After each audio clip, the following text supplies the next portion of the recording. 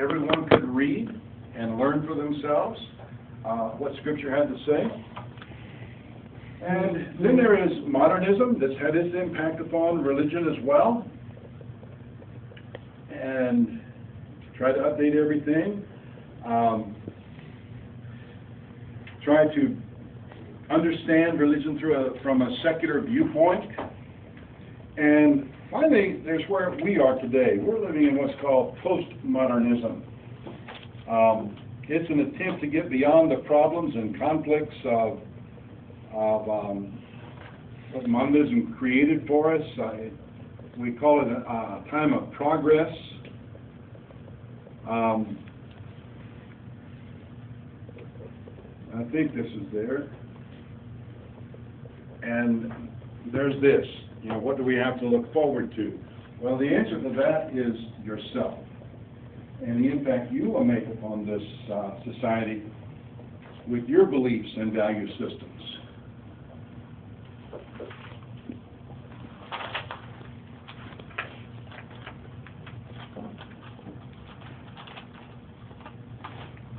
Let's think about women in the world of religion. Here's an important word for you. And while you probably will not see this on an exam, you may see it as extra credit. When I give an exam, I always give a couple of extra credit questions. You're not required to answer them. If you do and get them wrong, it doesn't count against you. If you do and get them right, if you mess something up in the exam proper, it'll give you a few points. Here's a neat word.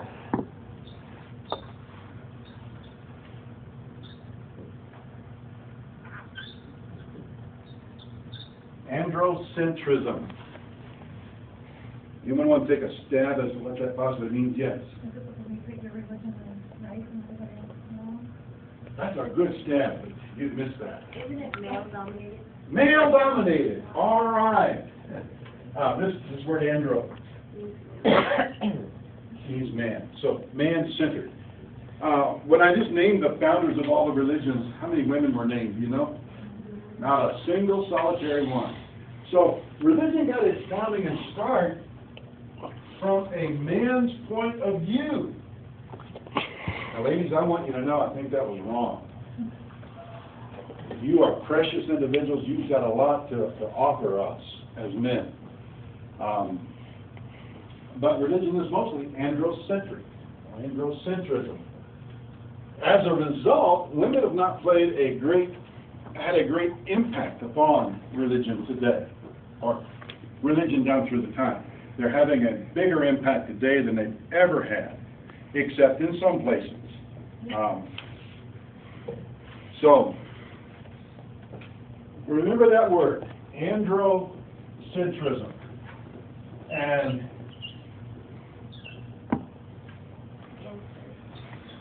There are some women who played a big part throughout history, though, in religion. oh yes, But then again, you go back to Martin Luther and his wife Catherine. They were both excommunicated from the church in Trinitarian because he wanted to reform it, and she said, "I like your idea." mm-hmm. She was a nun. That's right, that's right. This is another important word, anthropomorphic, or pomorphic. Anyone know what that means? Do what? Yeah, you're just guessing there. The importance of this word is, again, this stands for mankind and includes women. But when we begin to speak of God or a supreme being, one of the attributes we get to a supreme being is infiniteness. And we are finite, right? That means that there's no way the finite can begin to even grasp all that the infinite has to offer. And we have to speak of that infinite being from a frame of reference that is finite. Quick example. I was stationed in Okinawa, I'm getting in to speak at a church function, big function. I'm all dressed in my navy dress whites. And if you know anything about navy dress whites, they are extremely difficult to keep clean. And they're extremely expensive to clean. And my 2-year-old son was there. It was a family function. And he's playing with the 2-year-olds. They're running around and just having a great time. And as he runs down my table once, I said to him, Charles, you better slow down or you're going to run into a corner. And off he goes. A few minutes later, I hear this god-awful scream. And, you know, if you're a parent, you know when it's your child. And here my little boy comes, blood rushing down his forehead. Does he go to his mother? No way! He runs right to me in my navy dress whites. And I'm sympathetic, yes, but let's face it, there's no way you get blood out of whites. So. But got him all calmed down, wiped him up, and to the emergency room and put a few stitches in his head. And I said, I told you if you didn't slow down, you're going to run into a corner. And he said, Dad, what's a corner? So I took him back and showed him where he ran into where the walls, you know, came at an angle. I said, son, that is a corner. Now he has a frame of reference. He can understand corner. And all this word anthropomorphic means is that when we speak of God, we speak of Him from a human frame of reference. We attribute to God or to a supreme being human qualities, but we heighten those qualities. When we say God is love, He is infinite love. We really can't begin to understand the vastness of God's love. We can only understand it in human terms.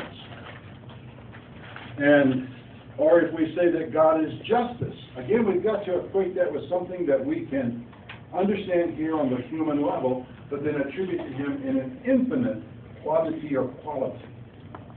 So that's what the term anthropomorphic means, to speak of deity from a human frame of reference. Make sense? It may not, but just remember, it'll be an extra credit. Okay, 5 minutes till. I'm going to give you a break and let you out of here unless you have some questions.